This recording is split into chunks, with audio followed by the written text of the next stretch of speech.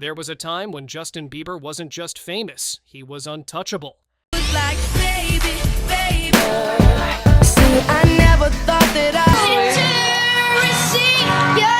A 15-year-old boy from a small Canadian town had become the center of the pop universe. Stadiums screamed his name before he even opened his mouth. His face filled magazines. His songs ruled every chart. His fans camped outside hotels just to see a glimpse of him. Bieber fever wasn't a trend, it was a global obsession. He was the dream made real, a kid discovered on YouTube who conquered the world. By his early 20s, he had sold over 150 million records, headlined the biggest tours on Earth, and earned enough wealth to rival his idols. 2 millions! He wasn't an artist anymore. He was the era. But somewhere between the flashing lights and the screaming crowds, the story shifted. The same name that once meant joy, innocence, and hope began to feel heavier, darker. Man, I think that there was times where I was really suicidal. Man, is this pain ever gonna go away? Yeah, of course, I make mistakes growing up, as everybody does. And I'm not perfect. I'm not a robot. I'm not just people forget I'm a human being. So, right. I gotta make mistakes and grow from it and get stronger. Money. Get out of here, bro. Okay. Get out of here, money. That's all you care about, money? That's all you care about, guys. It's money. You don't care about people. Only money. The golden boy of pop looked hollow, his voice softer, his eyes dimmer. How does the world's most adored child star become the symbol of everything broken about fame? How does the dream that inspired millions turn into the warning no one saw coming? Justin Drew Bieber was born in 1994 in the small city of London, Ontario, and raised in Stratford, a quiet Canadian town better known for its Shakespeare Festival than for pop stars. His mother, Patty Millett, was only 18 when she had him.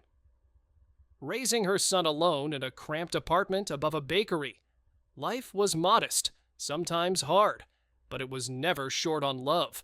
Music was Justin's refuge, a borrowed drum set, a second-hand guitar, and a sense of rhythm that seemed to live in his bones. He learned to play almost everything by ear. While other kids chased pucks on frozen ponds, Justin spent afternoons lost in melody, drumming on kitchen tables, humming along to the radio, and filling the small apartment with sound. He was earnest, curious, and driven not by ambition, but by wonder. When he began recording covers of songs by Chris Brown, Neo, and Usher, it wasn't with the dream of stardom. His mother uploaded the clips to a new platform called YouTube so friends and family could see them. But the internet had a way of rewriting destinies. One night, a talent manager named Scooter Braun stumbled across one of those grainy videos. Weeks later, Justin, 13, nervous, wide-eyed, was on a plane to Atlanta, standing in front of Usher. Within minutes of hearing him sing, Usher was speechless. A bidding war followed, and Island Records signed the small-town boy with the big voice. The rest unfolded like a fairy tale. His debut single One Time cracked the charts in 2009. Months later, My World 2.0 made him the youngest male artist since Stevie Wonder to top the Billboard 200. And when Baby exploded across the world, there was no going back. Almost overnight, Bieber fever swept across continents. He went from school talent shows to stadiums filled with tens of thousands of screaming fans. To many, he wasn't just an artist, he was the embodiment of a new kind of fame, raw, digital, and fueled by connection. In him, millions of young people saw the possibility that someone just like them could conquer the world with a webcam and a dream. By the mid-2010s, Justin Bieber wasn't just a pop star, he was the pop star. The boy from Stratford had become a global brand, his name synonymous with an entire generation's soundtrack. Every album drop turned into a media event, every haircut into a headline, with over 150 million records sold, 2 Grammy Awards, and more than 24 Billboard trophies. Bieber's success was no longer measured in charts, it was measured in culture. His 2015 album Purpose was more than a comeback, it was a reinvention, with songs like What Do You Mean, Sorry, and Love Yourself. Bieber shed the image of a teenage idol and stepped into the role of a world-class artist. The album debuted at #1 in over 100 countries, spawned 3 consecutive #1 singles on the Billboard Hot 100, a feat only legends like the Beatles and Michael Jackson had achieved, and sold millions within weeks. Its videos shattered YouTube records, crossing hundreds of millions of views almost overnight. But numbers alone couldn't explain his dominance. Bieber's influence extended far beyond music. His oversized hoodies, ripped jeans, and bleached hair became the uniform of youth. His tattoos inspired copycats around the world. Fashion houses competed for him, and when Calvin Klein unveiled him as the face of its global campaign, it officially marked his transformation from boy wonder to cultural icon. On social media, his reach bordered on surreal. Hundreds of millions followed his every post. A single tweet could shift headlines, crash servers, or ignite fan wars. Forbes listed him among the most powerful celebrities on Earth. Time named him one of the 100 most influential people alive. Brands, politicians, and even other artists learned to measure relevance by how close they could orbit the Bieber phenomenon. At his peak, Justin Bieber was more than an entertainer, he was an ecosystem. A one-man economy driving streaming numbers, fashion trends, and digital engagement on a scale few had ever matched. But even empires built on adoration have limits. As the spotlight grew brighter, it began to cast longer shadows. The more successful he became, the less of himself remained untouched. Fame had fulfilled every promise and quietly begun to demand its price. Fame rarely collapses all at once. It erodes quietly, invisibly, until the ground beneath it gives way. For Justin Bieber, those fractures began long before the world noticed. By 2013, the boy next door who once made the world swoon had started to vanish. The floppy-haired prodigy was replaced by a tattooed young man who looked less like a miracle and more like a warning. The smile that once disarmed interviewers began to fade. His shows grew erratic, his words defensive. On stage, he stormed off mid-performance after a bottle struck him. Off stage, the cameras caught him stumbling out of clubs at dawn, exhaustion hidden behind sunglasses. The headlines wrote themselves the monkey left behind at a German airport, the fainting spell on a London stage, the video of him urinating into a mop bucket while laughing about the Bill Clinton thing. Harmless maybe, but beneath the absurdity was a deeper fatigue, a young man drowning under his own mythology. What looked like arrogance was really disorientation. What looked like rebellion was a cry for air. Behind the scenes, the price of perfection was steep. Years of relentless touring and constant surveillance left him restless, sleepless, and numb. He admitted later that he began smoking marijuana at 13 and soon graduated to pills. Lean, and party drugs anything to dull the pressure of being a billion-dollar brand in human form. You see, I have a lot of money, clothes, cars, accolades, achievements, he confessed years later. But I was still unfulfilled. His love life, once the stuff of teenage fairy tales, became another battlefield. The on and off romance with Selena Gomez idolized, then sensationalized turned intimacy into a spectator sport. Every breakup became a headline, every reunion a rumor. Millions watched as two kids tried to love each other under a microscope. By then, the warning signs were everywhere. Arrests, lawsuits, leaked videos. But the machine kept turning. The albums sold, the arenas filled, and as long as the money flowed, no one stopped to ask how much the boy inside the brand was breaking. Looking back, it's hard not to see it coming. The cracks were there all along, we just mistook them for the glare of the spotlight. By 2014, the cracks had split wide open. The boy who once sang about first love and teenage innocence was now a headline, a cautionary tale in designer sneakers. The same crowds that had once screamed his name were now watching his downfall unfold. Frame by frame, as if it were entertainment. The breaking point came that January. Miami, a yellow Lamborghini. Justin Bieber, 20 years old. Dazed, reckless, arrested for drag racing under the influence of alcohol, THC, and Xanax. The mugshot said everything, a faint grin, glassy eyes, the look of someone who'd stopped knowing where performance ended and person began.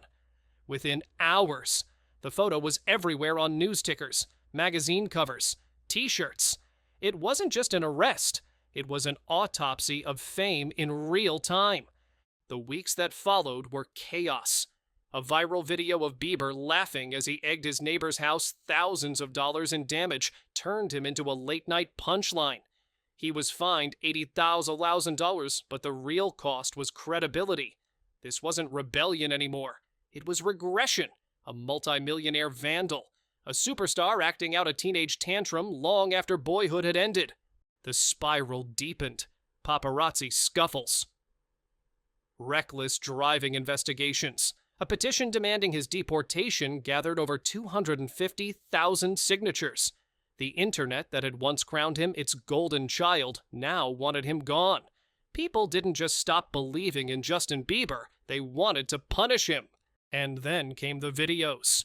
Leaked clips from his early teens, him joking about the KKK, twisting his own lyrics into racial slurs, hit the internet like an aftershock. For millions. It confirmed what they'd been waiting to believe, that the sweetness had been a facade. Bieber apologized childish and ignorant. He said, but the damage was irreversible. The boy who'd once been every parent's safe idol had become every parent's warning. Behind the scenes, he was unraveling. The non-stop tours, the isolation, the pressure to perform, they had hollowed him out. In 2017, midway through his record-breaking Purpose World Tour, he abruptly canceled the remaining dates. Unforeseen circumstances, the press release said. The truth was simpler, he was breaking.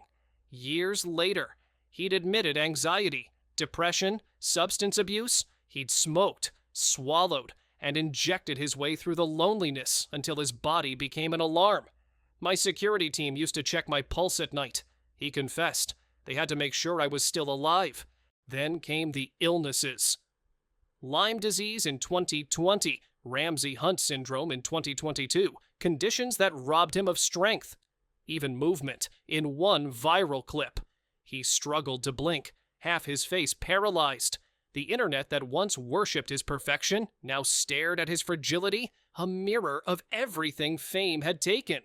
By 2025, what remained wasn't scandal, it was fatigue, canceled tours, delayed projects, tearful Instagram confessions. Each attempt at revival felt like a plea for grace that the world no longer knew how to give. Justin Bieber's fall wasn't one mistake. It was the slow, public disintegration of someone who had carried the weight of worship for too long.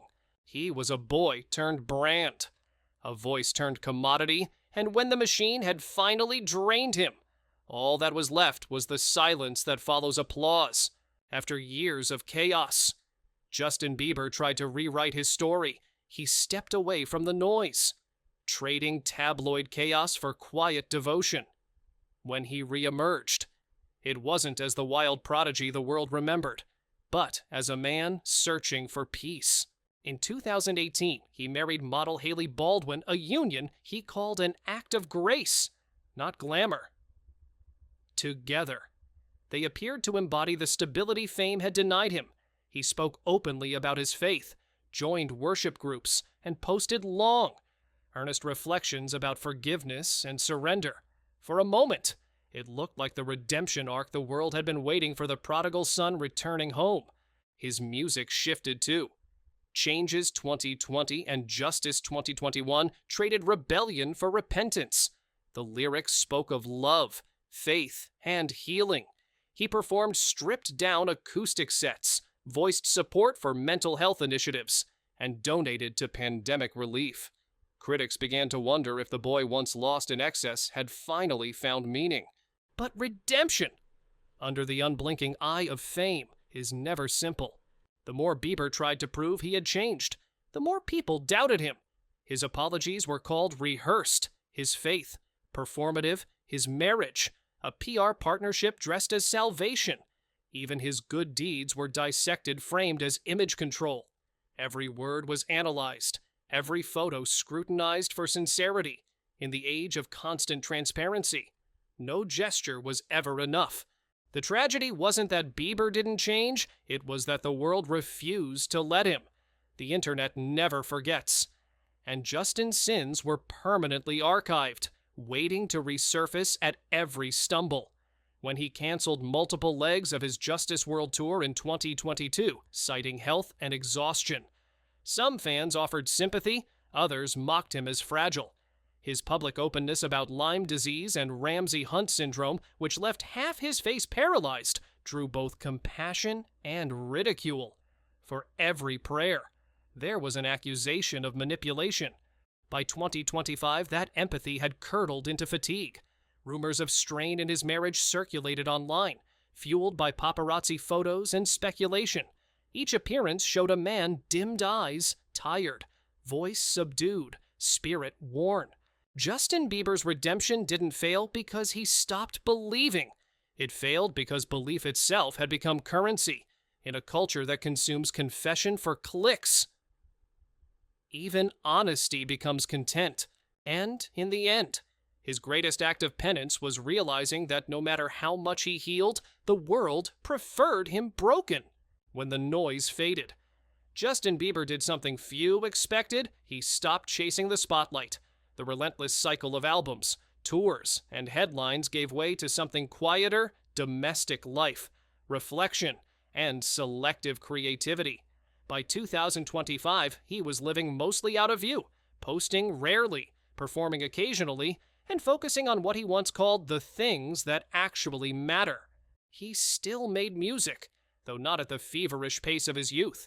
His later releases, Swag and Swag the Secu, found moderate success, debuting high but fading quickly, symbols of a career that no longer revolved around dominance.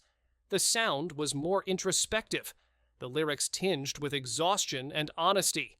In interviews, he spoke less about fame and more about survival, acknowledging that he was still learning how to be human after a lifetime of being a product. His story had become more than a celebrity narrative. It was a mirror for an industry that devours its own. The same machine that built him had burned him out, just as it had for countless others before, from Michael Jackson to Britney Spears. Bieber's downfall reignited conversations about the psychological cost of child stardom, the loss of identity, the early exposure to addiction, and the absence of boundaries in a system built on profit over people. In that sense, his legacy transcended the scandals. His vulnerability, those long, unpolished confessions on Instagram about depression, drugs, and faith opened a space for honesty in a culture obsessed with perfection. For many younger artists, he became an unintentional warning proof that success without stability is its own kind of tragedy. But the damage was lasting, though he rebuilt parts of his life, marriage, faith, community. His reputation never fully recovered. The public saw resilience but not redemption, maturity but not absolution. Bieber had survived but not unscathed. What remained was a complicated legacy, one that blurred the line between victim and culprit, between fame and fragility. His story forced a larger reckoning within pop culture about how quickly we elevate talent, how cruelly we consume downfall, and how rarely we allow recovery. When the lights finally dimmed, Justin Bieber was no longer the world's golden boy or its villain.